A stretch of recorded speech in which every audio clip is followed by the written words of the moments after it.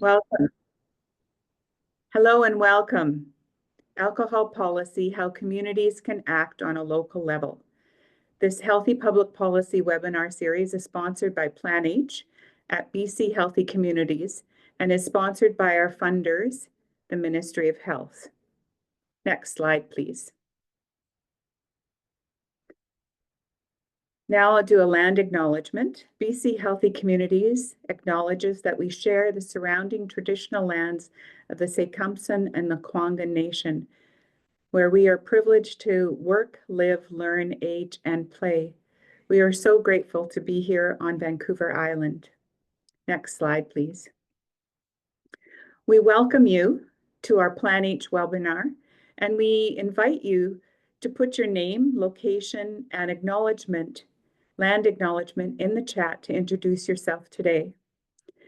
We have 143 participants registered for this webinar from our local communities, our municipalities, the Indigenous groups, our Ministry of Health, regional health authorities, universities, NGOs, friends, and colleagues from across the province, as well as from UK. So please join and pop your name and land acknowledgement and location into our chat so we can say hello to you. We look forward to sharing widely this important information. So as we get going, we have a number of people joining us today, 133 registered that we love to hear from. So put your name in the chat. Our local communities, municipalities, Indigenous groups, universities, NGOs, family and friends, and colleagues from across the province.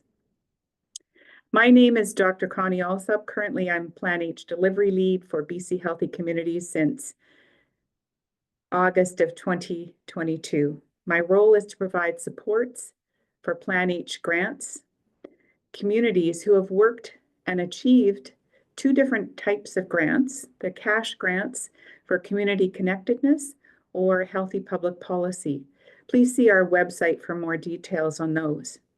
And of course, no webinar doesn't have a full support team behind them. So this webinar today has been supported by our Pat on comms and Zoom today, as well as emergency tech, Monica on policy and research, who is advancing the slides for us and has done our resource sheet, Gurmeet, our HR and culture specialist, who is collecting your questions, and Stephanie, our evaluation lead, who is posting resources in the chat.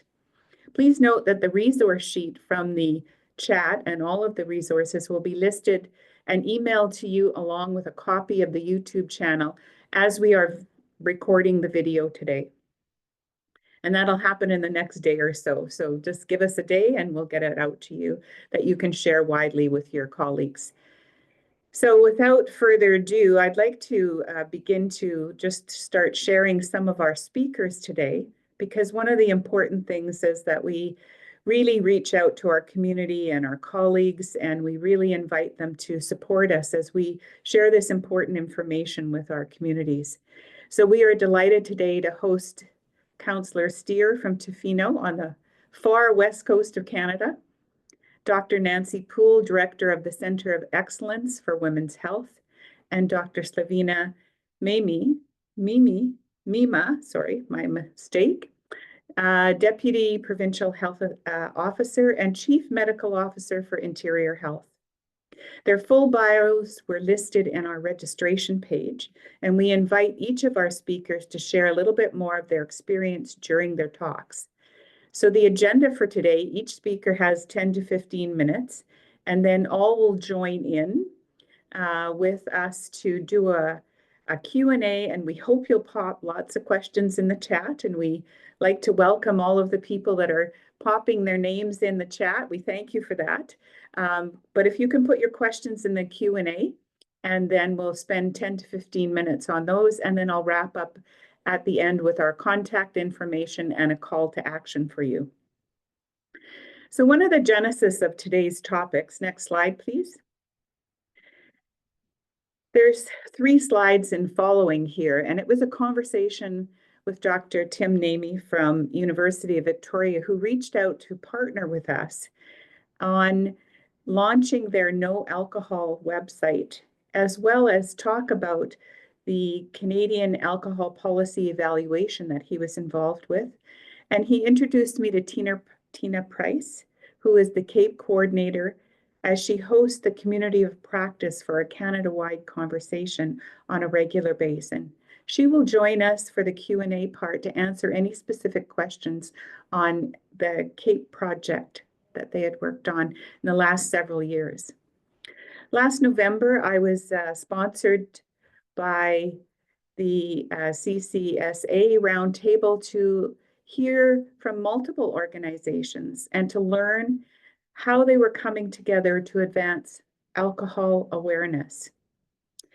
It was very enlightening to meet all of the speakers today, as well as several other, and to really connect across the province on the good work that's being done on these. Next slide, please.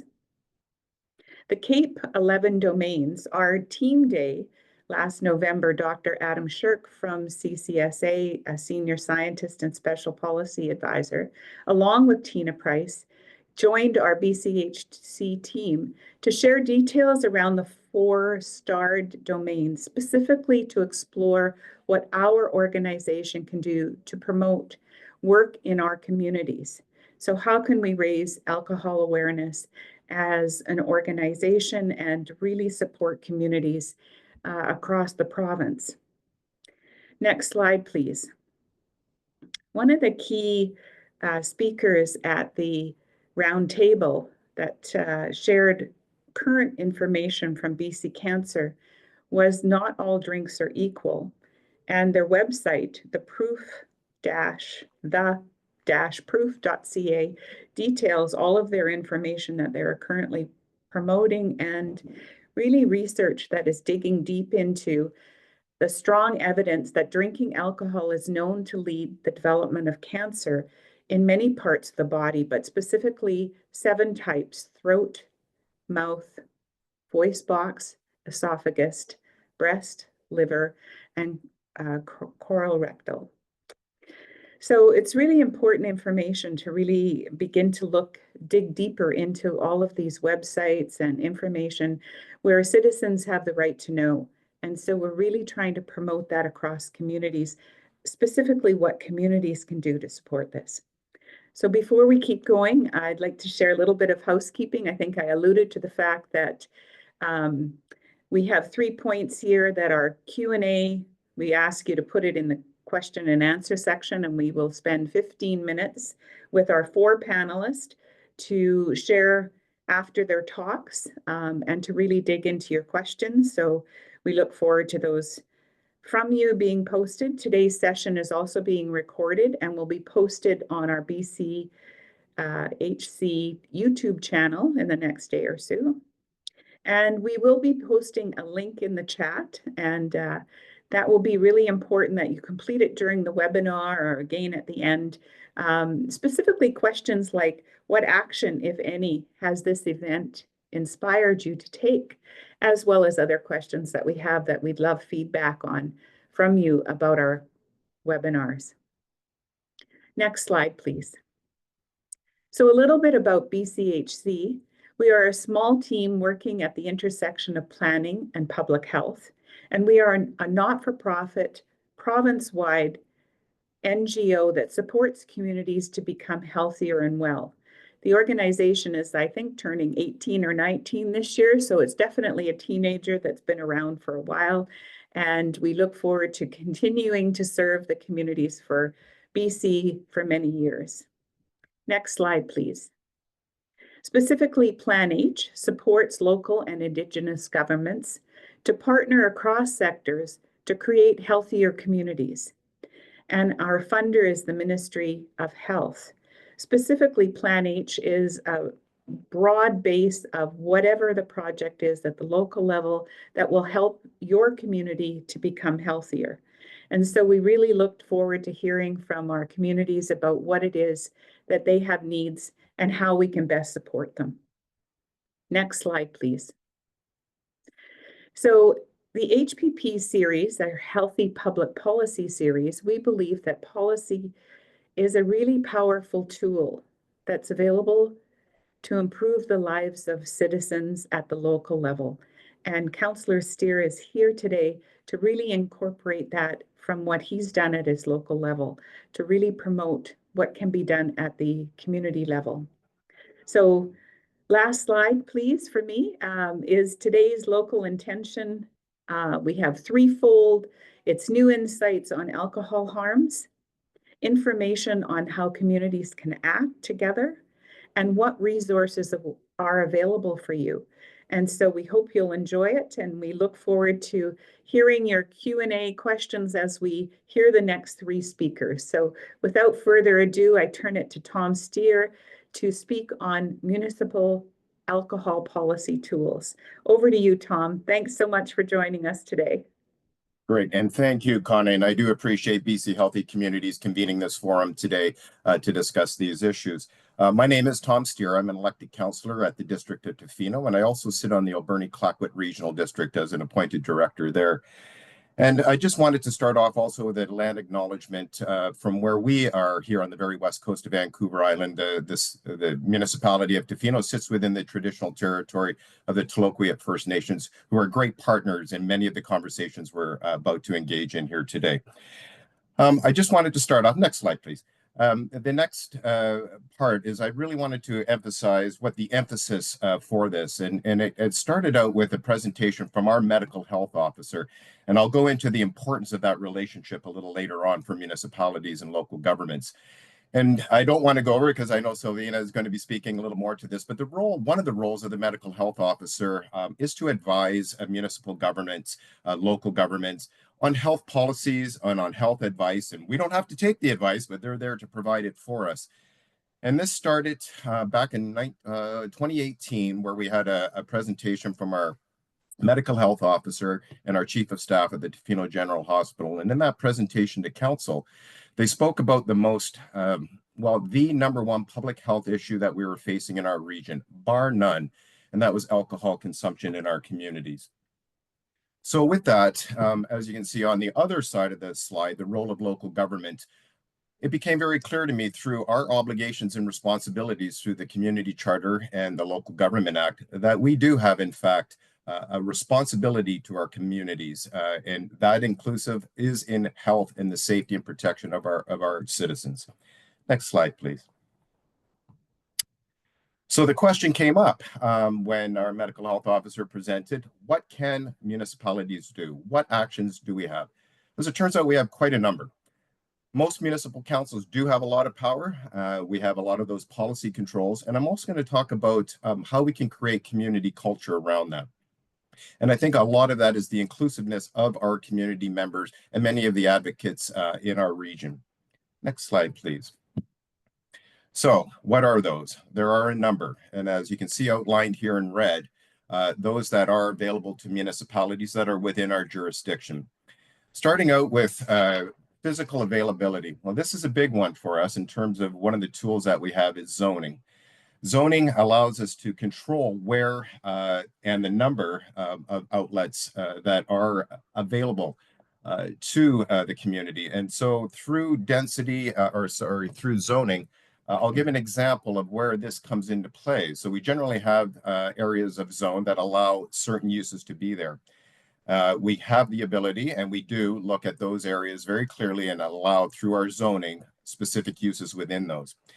And then when an application comes forward for a zoning amendment, for example, within the community, and I'll give an example in our case where a local gas station, we're looking at a zoning amendment to allow the sale of alcohol, in essence, at their convenience store. So we had the ability to engage in that conversation, and we looked at it once again from a public health perspective, and is this in the best interest of our community? As it turns out, through discussion with council, it was deemed that this was not in the best interest. We relied on our medical health officer, our CMP, and other stakeholders to have that conversation. So zoning, very powerful tool for us to be able to utilize at the local government level. Hours of entertainment, restrictions on alcohol delivery services, and a number of other important factors that we do have available to us through those local pieces of legislature that we have at the municipal level. I'm not going to go into detail on a lot of those. Suffice it to say, there are a number of tools that are available from an access and availability perspective. Next slide, please. Enforcement. You can see the number that are laid out there in red and the one that's in blue. I did want to quickly touch on, this is the least favorite part for me from a local government perspective. I think we've created a condition where the community has bought into, in many ways, into the culture that we're trying to create here. So the stick, as we often call the enforcement end of it, has less and less necessity for us. But we do have tools, in fact, when in fact there is the necessary to use them. We have not had to do this in many circumstances. And you can see there in red, business license revocation, bylaw enforcement of license conditions, surveillance, and new business license categories. I do want to comment on impaired driving countermeasures. While we do not have direct influence on that, what we do have influence on is on community policing measures. So we have an excellent relationship with the RCMP in our community, and we often have the ability to dictate in some ways what those community policing priorities are in conversation with them. So in fact, we do have some say with our local community policing organization and how we go about policing in our communities. And one of those areas that we've looked at as an area of focus for them is those impaired driving issues that we have within our community and within our region. Next slide, please. So what are some of the municipal levers of action? And this is where some of the conversation came with our municipal health officer at that initial meeting. One of the tools that he spoke about was a municipal alcohol policy. We also have the ability to speak to criteria for LCRB application reviews. And as of Tuesday, I announced to the district council that I would be bringing forward a notice of motion at the next council meeting to develop a community alcohol strategy. Next slide, please. So the municipal alcohol policy, a very powerful tool that municipalities do have. And I just want to speak first, not to the details of our particular policy, but how it was created and the direction that we gave our staff in the creation of this policy. The impetus for us in this particular case and the purpose of our municipal alcohol policy was to reduce potential harms at public events and to promote inclusivity at events on public property. And it was based on some foundational principles: community health and safety, engagement and support, and inclusivity. So that was the direction we gave staff in terms of creating this policy. And they did an excellent job of reaching out to the community, to a wide-ranging number of stakeholders, including those that created events, including those in the alcohol industry, including public health and safety officials and municipal government and direct community people. The success of that was that, in my opinion, that they were bought into the process and they felt that it was their municipal alcohol policy. I cannot overemphasize the importance of that particular piece of engagement and how bringing the community in was an important component of the success of this policy. We just had a review of that, and we had consultation on that. This municipal alcohol policy is very limited in scope to events on public property, but it did create a conversation piece for a much larger context around the culture of alcohol within our communities. Next slide, please. We do have the ability to comment, be able to opt in or opt in out on commenting on liquor license applications. Tofino has chosen a path presently to engage on a case-by-case basis. It does have significance in the fact that on many of the applications that we have coming for us, the way that we approach it on a case-by-case basis is if the significance of it has community implications. And so we've had a number of circumstances where primary liquor license applications have come to the district, and we have opted to choose to comment on that. Through that process, we're able to once again engage the community, engage our medical health officer, engage the municipal police or in our case, the RCMP, in those conversations. And it has been very effective on, is this an appropriate license to be able to give to the applicant? My concern is more with the community well-being than in the well-being of that particular business, to be frank. There are other communities that have chosen a much more comprehensive approach to it, where they have very specific guidelines that they have created, a much more comprehensive liquor license policy. It was thought through the municipality that it was more appropriate for us to do it on a case-by-case basis, as some of the applications, to be honest, are very straightforward and have more to do with just the regulatory as opposed to the community health and well-being aspect. Next slide, please.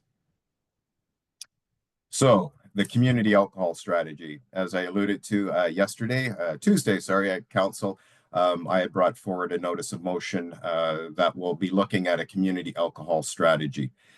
What does this mean? Well, I think first and foremost, for me, it was to engage more in that community conversation about looking at how alcohol plays a role within our communities. There are some very specific things that we can look at within a community alcohol strategy, like implementing those complementary actions that we've referred to in many of the preceding slides for better community outcomes. I think the biggest one for me is in the second bullet point there is fostering that sense of civic responsibility, not so much in the licensed establishments, but in the community in general. How this will look if we get the go-ahead from council to move forward, that will look like what the community wants it to look like. And I think that's the key component once again. The ownership of that particular strategy becomes a community-owned strategy. Next slide, please.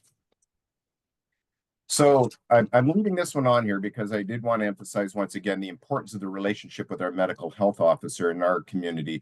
And we've had that for quite some time now. The one part that I didn't touch on in the slide, and one that is not directly under municipal control, but is an advocacy position. What we do have the ability as communities, as municipal governments for that matter, is to advocate. And not just to those higher levels of government, such as federal and provincial in our particular case, where we do an excellent job of that, but also to our other municipalities. And that's why I was hoping when I was looking at the list of participants today that we would have the ability to advocate to those municipalities the importance of looking at certainly alcohol policy, but from a community health and well-being perspective. I'm going to end it there, only in the respect that at the end of the day, it's not just the federal government's responsibility, the provincial government's responsibility, or the municipalities. It's all of our responsibilities to look towards more healthier outcomes for our communities, and certainly having alcohol as our primary public health issue in our community is one that we really do need to focus on. So thank you for your time.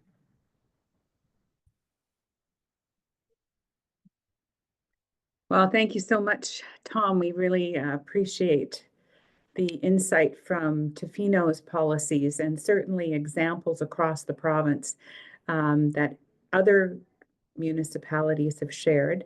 And we look forward to hearing more about those from Silvina as she comes in to share a case study on the next. Before that, we're going to talk specifically about women's health and building awareness of alcohol and women's health, what communities can do, with Nancy Poole. So I turn it over to Nancy. Thanks so much for being here, Tom, and thank you so much for joining us, Nancy. We invite you to share into your presentation. We're moving along, and I'm so delighted that we can hear from many experts in communities across the province. So I know that you're in Vancouver, I believe. Actually, I'd like to acknowledge with respect that I'm calling in today from the same territory as you, that from the traditional territory of the Lekwungen speaking peoples and the Songhees and the Esquimalt peoples whose relationship with the land continues to this day. So I'm actually in Victoria. You're in the hood. That's wonderful. Yes. And thank you so much for including me today. I just wanted to cover how community leaders are such key actors in our collective work to inform and act on reducing the harms of alcohol. they can be part of, as Tom has so capably said, of raising awareness, of making local alcohol policy, on working with public health, on promoting health. And I'm going to add a bit more into what he said around listening to women's health advocates, so that those strategies, such as he's proposing, are definitely gender equitable. Next slide.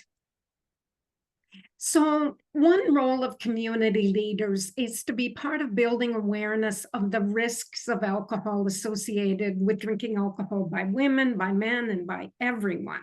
Local leaders making alcohol policy can be gender informed as they do that.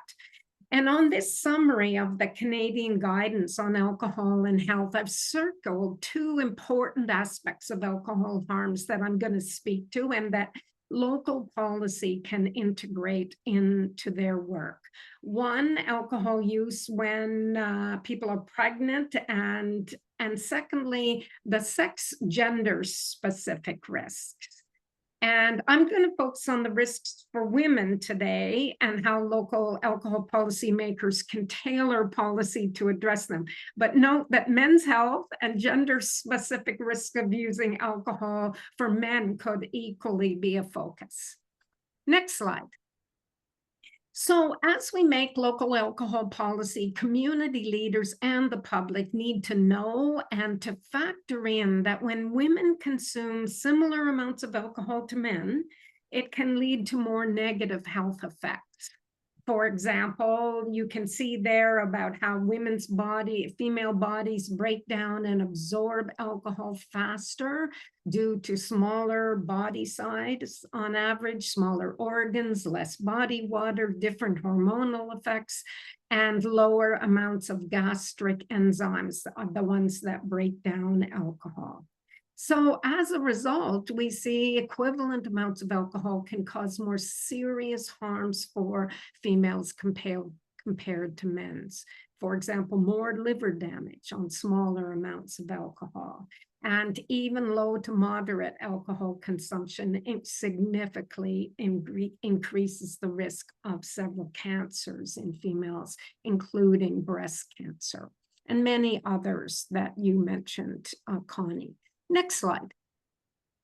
So there's also social harms that we need to be aware of, and we need to make alcohol policy that directly addresses the social influences on women's alcohol use and prevents stigma directed to women who drink.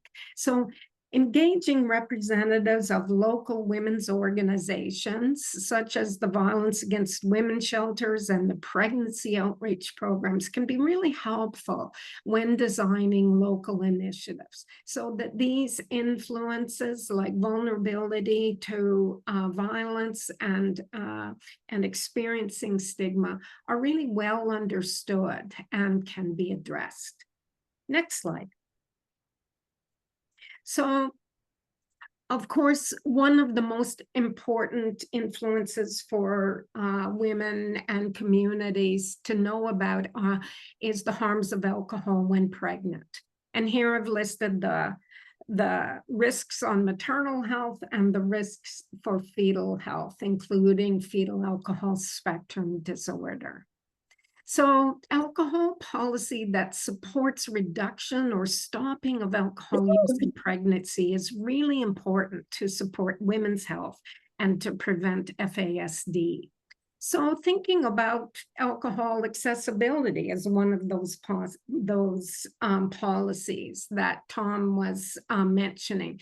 For example, it's important that women and children can access parks that are alcohol-free. Next slide. So other alcohol policy key to women's health and FASD prevention are warning labels and point of sale warnings.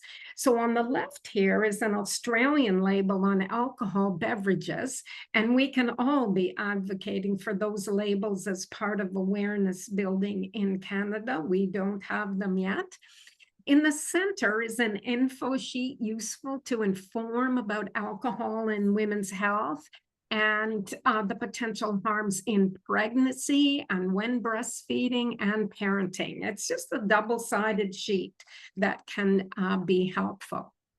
But point of sale warnings, I think, are something that local leaders can be part of acting on. And on the right there's an example from Whitehorse where they studied an expanded version of point of sale warnings about alcohol. They actually placed pregnancy test dispensers in women's washrooms to encourage women to be aware of their pregnancy status along with their alcohol use, and targeting that perinatal period before pregnancy is confirmed, when alcohol consumption can be very harmful to fetal health. Next slide. So communities can take an active role in health promotion, working with local public health to achieve the public health goals of keeping people healthy and preventing injury and illness and premature death. And community programs and services can be supported to discuss alcohol in the course of their work as physicians and midwives and public health nurses, as Indigenous wellness, sexual health, anti-violence, pregnancy outreach, and substance use workers. We need everyone comfortable and competent to discuss alcohol use in engaging and non-judgmental ways, and to share ideas about low-risk drinking and sober support groups, etc. Next slide. Organizations like the Kermode Friendship Center in Terrace and the Gitxsan Health Society and the Stolo Service Agency and other communities have really done a great job of describing and implementing local programming that is community and culture-led to support the prevention of alcohol use in pregnancy and other health and wellness goals in Indigenous communities. Next slide. So local policymakers can also, as Tom mentioned, work with provincial policymakers and health and child welfare system planners to act on the structural barriers facing mothers who have alcohol concerns. And a key structural barrier is fear of loss of custody of children for mothers who need support to reduce their alcohol use or recover from alcohol use problems, who have talked about being afraid to go for help for fear of losing custody. And that little diagram on the top there shows how child welfare and substance use fields can collaborate to achieve their mandates of supporting women's health and child health, and how they can overlap in the center there in supporting attachment and parenting and supporting the social and material needs of women. On the bottom, there's 2 online courses that are on the website of the Center of Excellence for Women's Health, for those of you who are interested more in how that work is being evidenced and is unfolding. Next slide. So finally, the visibility of accessible and welcoming services is important, and local leaders can really be a part of making visible this full continuum of support that should be available to women. And we recently met with women's treatment providers from across Canada about key elements of women's recovery and how services can support that, including how alcohol treatment services can work with local recreation centers so that women can start participating in activities like yoga and swimming and other things at no cost while they're in treatment. Next slide. So I think this is my last one. Just a quick summary of what I've said today, that there's much that communities can do to educate and to act on through policy and other means of reducing the harms of alcohol as they affect women. And we sure need everyone, service providers, policy folks, health system planners, women's partners, and the public. We all have a role to play, and we all need to know that there are evidence-based approaches to communicating about alcohol with women and acting with policies and services that support reduction in alcohol use. Last slide. Thank you so much. Oh, the last slide isn't there. I had a slide that said thank you. It didn't get added. You know, No problem. Nancy, you know, I really am excited to hear the work that you're doing with women. I know there's a question coming up about trans people and scope. And I know that some of your publications, I don't know if you could just talk a minute on that. I know that you have a 30-minute talk coming up, and I'll sneak preview that for February 4th, but we'll give the details later.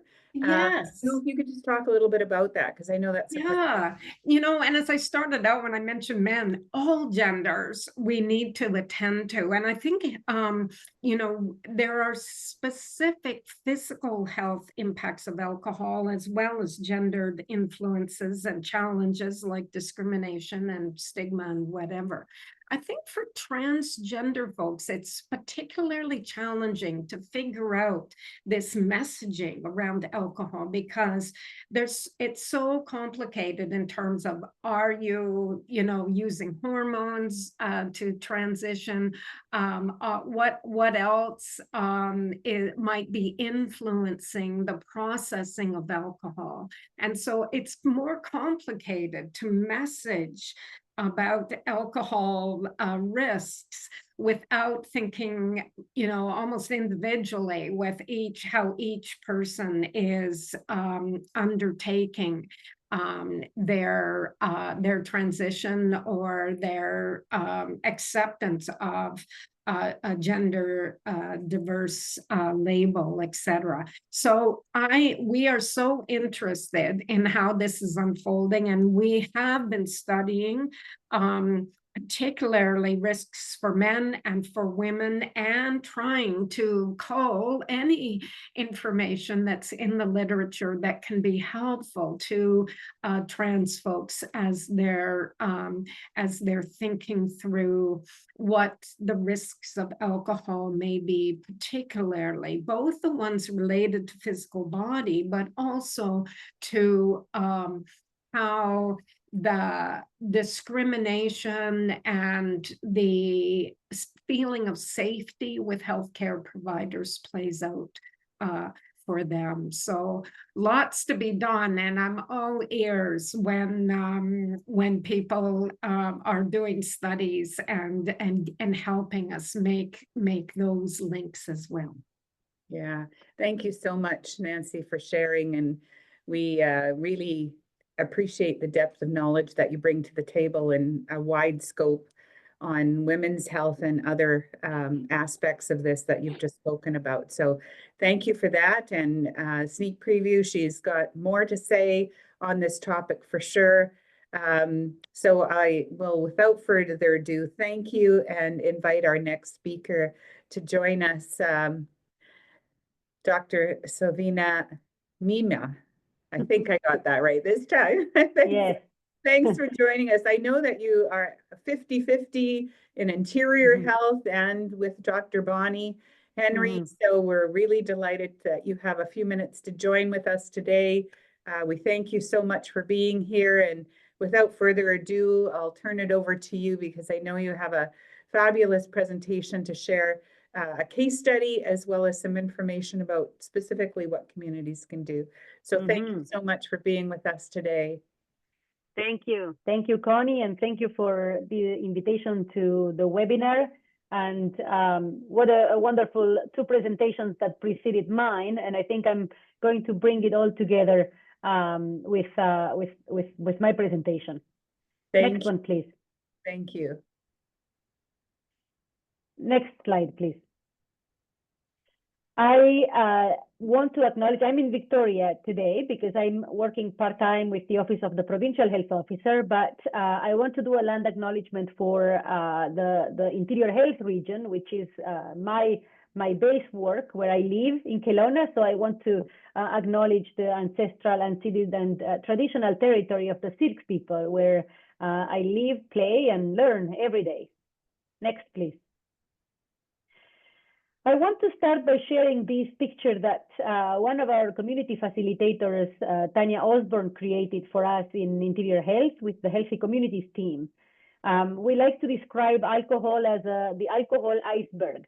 So there is a side of alcohol that people can see, and there is a bright side with the economy and the tourism that come to my region, the interior region, and the happy hour and the celebrations and the gatherings and all of that alcohol culture that we are very familiar with. There is a dark side that is still visible, but it's dark. And we know that there is alcohol impaired driving, and that leads sometimes to crashes and deaths, injuries. There is violence, there is abuse. People know that there is a dark side to alcohol. And then there is all the things that are underneath, under the surface, that are not seen, really, the indirect costs of alcohol use and alcohol abuse, which are listed there. And one of the big ones is the healthcare utilization, how much people use health services due to alcohol. And the chronic diseases that Connie was mentioning before, the diseases that are associated with alcohol use. We always knew that alcohol causes cancer. It's a type 1 carcinogenic, listed by the World Health Organization. That's not new, but there is increasingly more awareness and more desire to inform the consumer so that they can make an informed choice when they decide to drink or not to drink. Next, please. This is the cover of a report that I wrote. I am a medical health officer, and thank you, Tom, for the nice words you had to say about my colleague Charmaine and in the island. It is really heartwarming when councilors, politicians, people in other agencies acknowledge our contribution. It is really our job. It's our mandate under the Public Health Act to inform local governments on bylaws and decisions that would impact health. So we always look for opportunities to come together and inform, and not everybody, unfortunately, knows that that's our role or invite us in as warmly as you've done with Charmaine. So that's really great. So part of my role as a medical health officer is to produce reports, annual reports, where we speak about issues related to health of the population, where we want to bring awareness on a specific topic. So in 2020, I wrote the Interior Health, Alcohol and Health Report, and you can access it online if you're interested. Now it's out of date because there is new guidance since then by the Canadian Centre for Substance Abuse. But anyway, in that report, I did put a framework that I thought would be useful for people to wrap their heads around. How can we tackle the issue of alcohol consumption in communities? So at the bottom of it, you can see at the bottom of the pyramid, you can see the social determinants of health. So that is really to make sure that people have the conditions that allow them to have health. For example, access to education, access to a job, access to a minimum wage that would allow them to live their life in a way that enhances well-being, so that they are free of trauma or issues that would lead them to use substances like alcohol to cope. On top of that is a culture of moderation. And now we are shifting our narrative with the new guidance that came out. We are shifting from culture of moderation to less is best. We like the approach of less is best because it acknowledges that people have always drunk for hundreds of years, and people, it's part of our culture. And but the message that we want to bring across with health is that less alcohol, drinking less is better for your health. And then the next step up is the primary care. So this is more for individuals who are getting into problematic alcohol use and would benefit from screening, from a brief intervention that would allow them to take control over their drinking and set goals for themselves that prevent them from facing consequences like losing their job or getting into a car crash that would impact their health or life.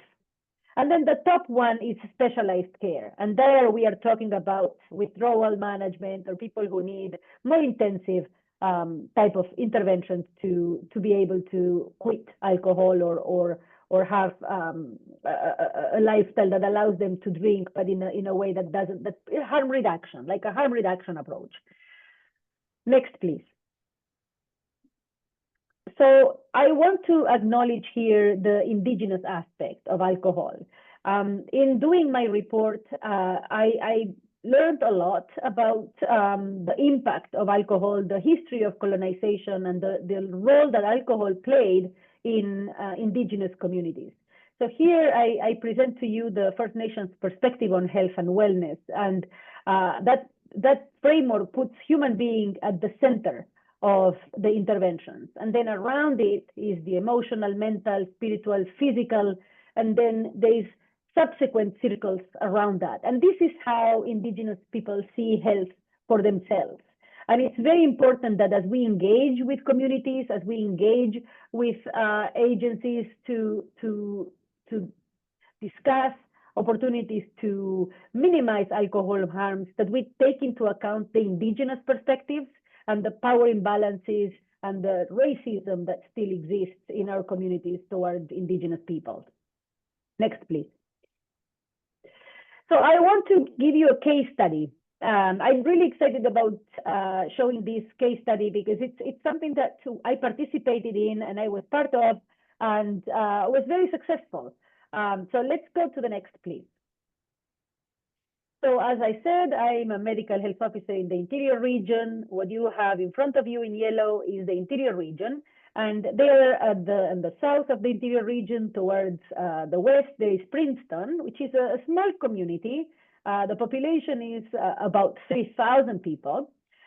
So small community, very resilient community. They have had floods and they've recovered, very active community. It's an incredible community, really. And I had the pleasure to be part of a community action work that occurred in Princeton, where we talked about alcohol, and there were a number of actions that came after the conversations that we had in Princeton. Next, please. So it all started with an organization that is called the Canadian Alcohol Use Disorder Society, or CODS. And CODS brought some seed funding and found a few champions in the community of Princeton and gathered us in Princeton to do a workshop. So they brought people, influential people from the community. There were people from the school district. There were people from the local government. There were people with lived experience. I was there. The health authority was there.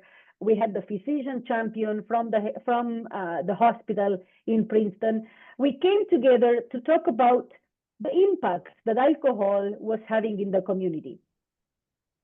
There was an opportunity to have leaders speak and mobilize really the community around alcohol. Again, CODS had some funding to bring a researcher in and document what actions were coming out from that workshop. And what followed was a tremendous effort. Next, please. A tremendous effort, a number of activities. There was a community workshop, which is what I mentioned before. At that time, I remember announcing at that workshop that the new Canadian guidance was coming to say that in order to minimize risk from alcohol, the limit was 0. If you wanted to not have any impact from alcohol, you needed to not drink. And then low risk was 1 to 2 drinks per week. And that was a big change from the previous guidance that allowed up to 7 drinks per week as low risk. So it was a significant change. So there was the workshop, there was a school wellness conference after, in the months that followed. There was a lot of social media activity. There was a community event. Thank God, thank goodness it is free, alcohol free. Smashed film. It is an interesting film. If you haven't seen it, it's a nice movie that you can watch in a community setting and then have a little bit of a debate to talk about, what happened in the movie and what resonated. And it streams free through the Apple Store. There was a presentation to town council. I will show you some pharmacy data that showed the impact of this. And there were people with lived and living experience. And it was very interesting because some of them had abstinence goal, and another one had a goal of reducing their drinking. So no, abstinence is not the only option for people who drink. And the clinician was very engaged. Next, please. So here is the alcohol data. I want to show you the medication dispensing. I didn't get to talk about medication and pharmacotherapy. There is guidance for clinicians for that. But there are medications that can support people to drink less. So that dispensation of pharma, so the number of people that went to fill out a prescription for those medications increased in Princeton at that time. This workshop was in 2022. And it had started to increase before that, thanks to a physician that had done a lot of work in the interior region, Jeff Harris, who has passed away since, unfortunately, but he was a champion really of pharmacotherapy. But you can see how medication dispensation increased. And you can also see on the other graph that the new patients, so not only that the number of medication increased, but also there were new people that were accessing these medications. And then there at the bottom is Dr. Andrew Ashley, who's the physician that was really a champion at this workshop, and he remains really very engaged in Princeton. Next, please. And this is the Interior Health website where we speak about all of this story and what happened, and you can Google it and look for it. So if there are people from the health authorities, from communities that are looking at this and thinking, hey, I can do this in my community, yes, you can. You can do this in your community. And feel free to reach out to myself or to CODS, Canadian Alcohol Use Disorder Society. Perhaps there is effort already in your community going on. You can jump on those and see what you can add to that. Next, please. Work with local government. Next, please. Tom already covered a number of aspects of this. Here the medical health officers can help. The health authorities have staff that are experts on legal substances, alcohol, but also tobacco, cannabis, and of course, illicit substances too, with the harm reduction. But local governments can do things, as we've seen in the previous presentation, and we sometimes need to nudge them and put data in front of them to nudge them to do this work. So what can local governments do? They can regulate alcohol at public spaces. They can explore land planning options. So make sure that there is distance between outlets that sell alcohol, implement business bylaws, what time they close, strengthen community safety, for example, putting lights in places that are dark, and work with other levels of government. They can advocate at provincial level for policies that are within the scope of the province, such as, for example, warning labels, as we were seeing before. I want to say that as we think about these mobilizing communities and that what Nancy was talking about in terms of the gender perspective is a really interesting one that it's important to incorporate, and all of these pieces that governments can do will impact this differently, different genders, and it's interesting to add a lens of gender-based analysis to this work. So thank you, Nancy, for that. Next, please. And we talked about the municipal alcohol policy. Not all municipalities have a municipal alcohol policy. We would like to. We have worked in the interior with some municipalities to try and advance this conversation. There are municipalities across Canada that have implemented this, and it has been successful, and there is lots of examples. Interior health, we have a municipal policy kit, a toolkit, we call it, that we have used to work with municipalities. We can put the link in the chat. And there is information as well in some provincial websites on municipal alcohol policy and how to get to that. Next, please. And with that, I want to thank you again for the opportunity to be here and build capacity. I come from a rural health authority, so for me, capacity building in the rural setting is really something that excites me and that we can all be part of. Thank you. I love your slide here. Thank you so much, Lavina. As individuals, communities, and institutions, and it's the partnership really between all of them. And so that's where, when we were at the round table, I was really asking a number of people, including you and Nancy and Tom, how can we support communities? And because that's our focus, right? So really having this conversation opens that. And thank you for sharing the policy levers, and the window of opportunity when it opens to really look at policy tools, but also other tools like conversations, bringing people together. And that's why we thought the Princeton example of just having those conversations with everybody, local lived experience, schools, everyone that it impacts. And so we really thank you for sharing this information. And I think what I'll do is we'll move into the Q&A. We have some juicy questions.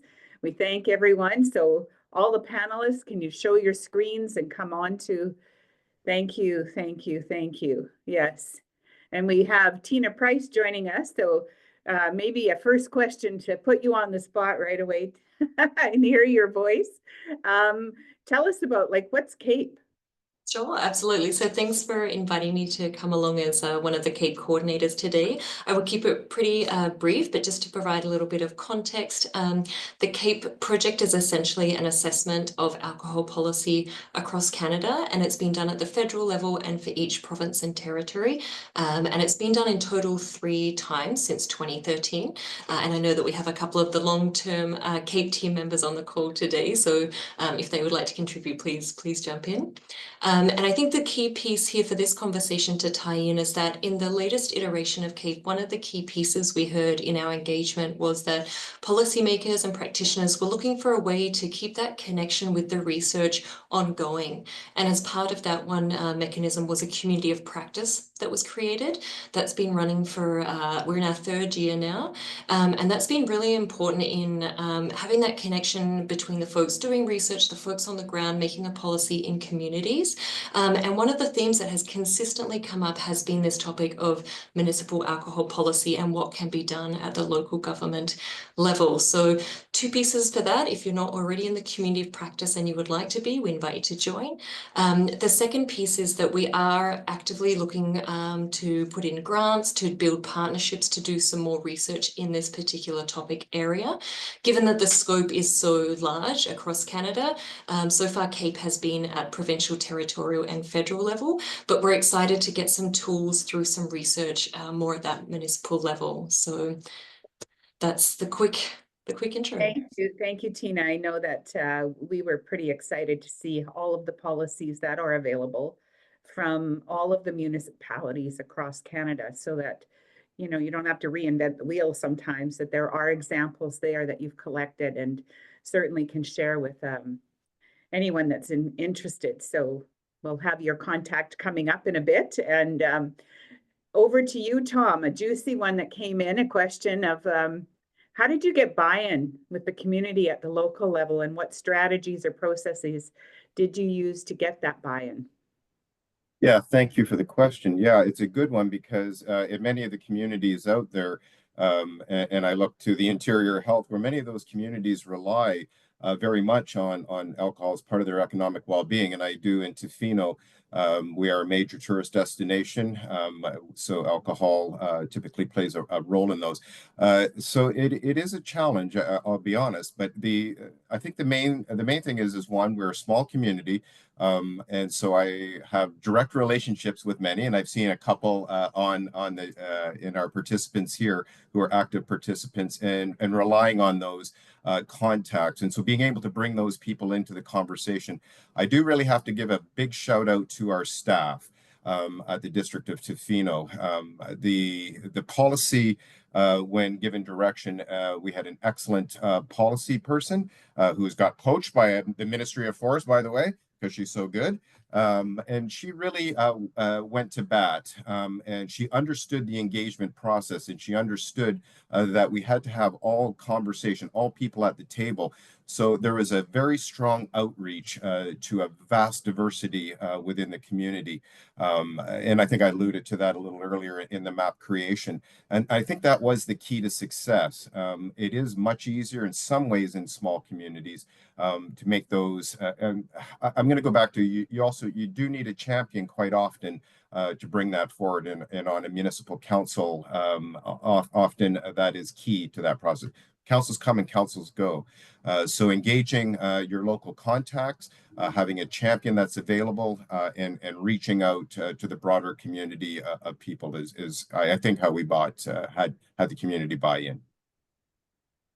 Thank you, Tom. I really appreciate that, because that's, I think, the number one step of getting it going. Like, where do we start? And that was one of the questions. So if any of the speakers want to address this question, is what would you tell people would be a good first step to creating and developing an alcohol policy?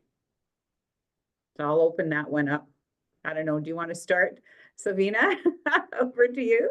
Yes, I think that the first step, I'm thinking about this in terms of community mobilization, right? Mobilizing communities.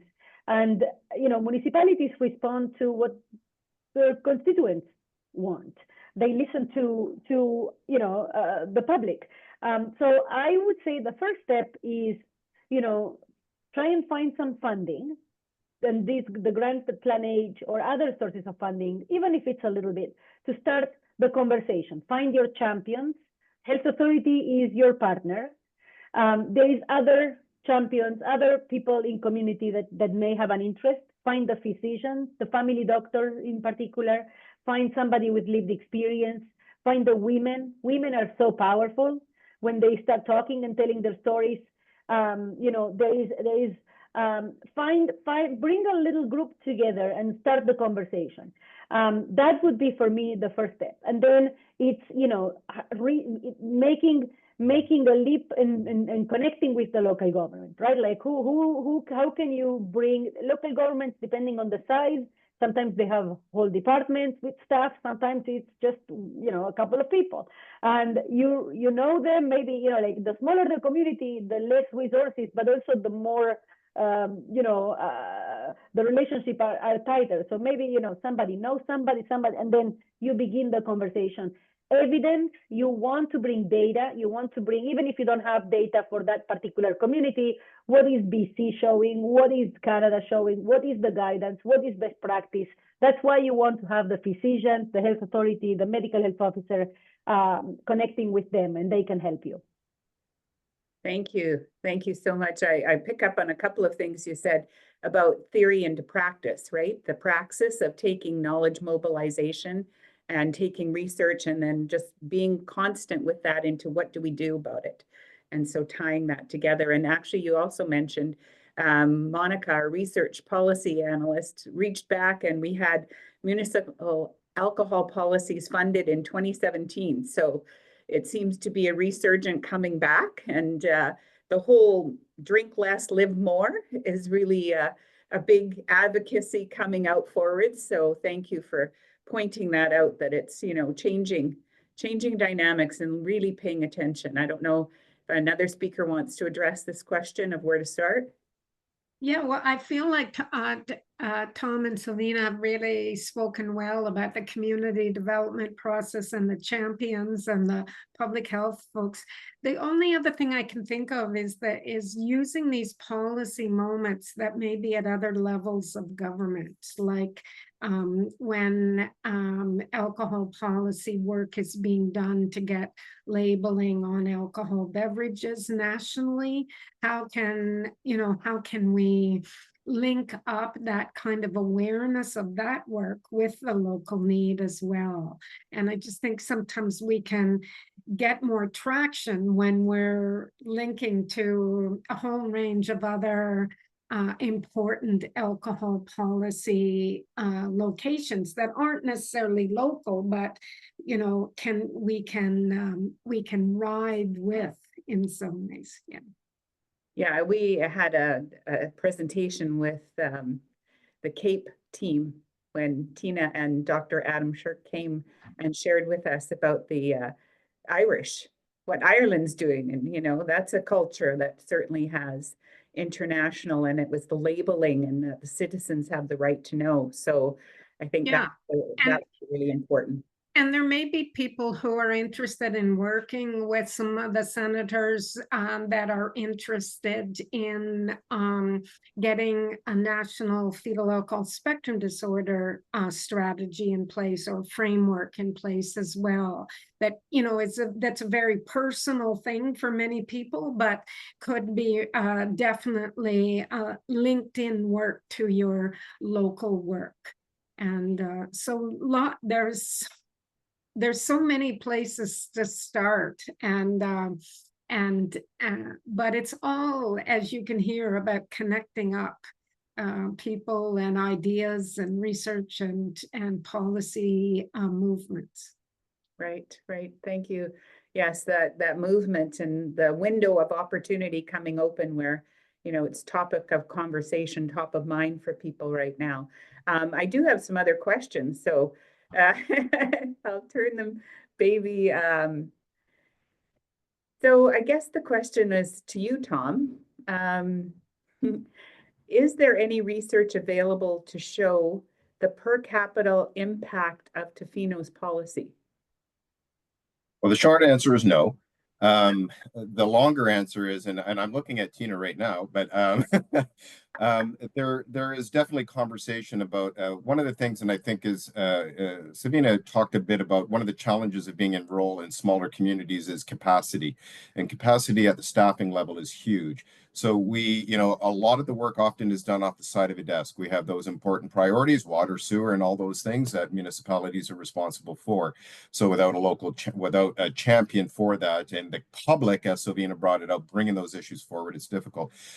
So no is the short answer, but we were looking very clearly when we were doing a bit of our review on the municipal alcohol policy. Are there any metrics out there that we can use? And it's very difficult. And that's why we look to some of our research colleagues. And I will give a shout out to CSER in the early days of the development of I cold called at the time, Dr. Tim Stockwell, doesn't know who this little municipal politician is, and started asking him a whole bunch of questions, and they completely engaged in that process. And I think through those conversations and over time, it's been recognized that the municipal level of things has often been overlooked. Certainly the provincial and federal CAPE evaluations have been incredibly important, but we are recognizing a lot of the work that can be done at the municipal level. So I do know that there is a grant application going in, and the scope of it, maybe if Tina wants to talk about it, that's possible. But at the same time, I think there is definitely a need to have that so that we can measure the successes. But I think the broader implications of it are that we do have creating the community conversation, whether I have the data to support that, two people have, or whatever, the specific data. I think the larger and broader conversation is just as important as having those specific metrics on how important are the results from those policy initiatives. So I'll dig deeper, Tom, before I let you go. Thank you for that. Certainly research, but how did your municipality come to adopt public health approach when often they are caught in prioritizing business over health? Yeah, and that was once again, that was direction from council, and there are a number, as you pointed out, municipal alcohol policies across Canada, and in some jurisdictions, in many jurisdictions, it's usually focused on liability. So somebody gets drunk and falls down at a hockey arena and injured, and they're worried about being sued. We were very clear about the direction we wanted. We wanted it from a public health and safety perspective, inclusivity. So as I heard mentioned earlier on around, at community events such as our Canada Day celebrations or our Family Day celebrations, it's very difficult to be inclusive if you're having beer gardens at the center of those types of engagement processes. So we really were thoughtful on it there. And I don't know if that answers quite the question that you're coming on, but the importance of having the data and the tools to support what we're doing is critical. Mm-hmm. Yes, I know that they're levers of working together, right? In terms of having the tools and having the policies and being able to have even the conversations, which are the hard conversations. And thank you for taking some of those today, Tom. But I wondered, Safina, if you had any in the Princeton case, if you had hard data in that one. No, I don't think we had any hard data. It's very difficult. Like when we get to the community level, it's the stories, right? Like that start to resonate harder than data for 3,000 people. Also, what happens when you have a small community is you can't pull data and publicly share it because it's small numbers and you can identify people.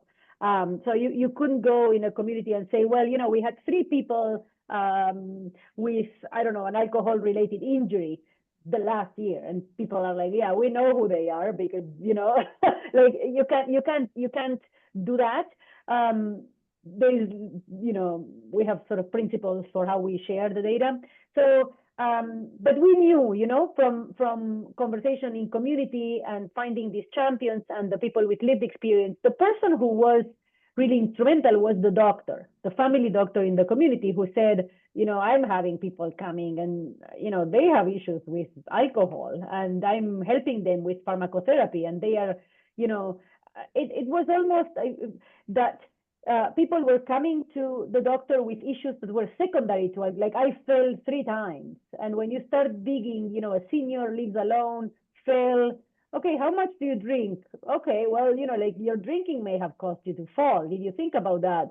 And, like, have you thought about cutting back on the amount that you drink? Because it may be unsafe. And there is pharmacotherapy that can help you with that. So the doctor was, our best source of information and who validated the need for the effort.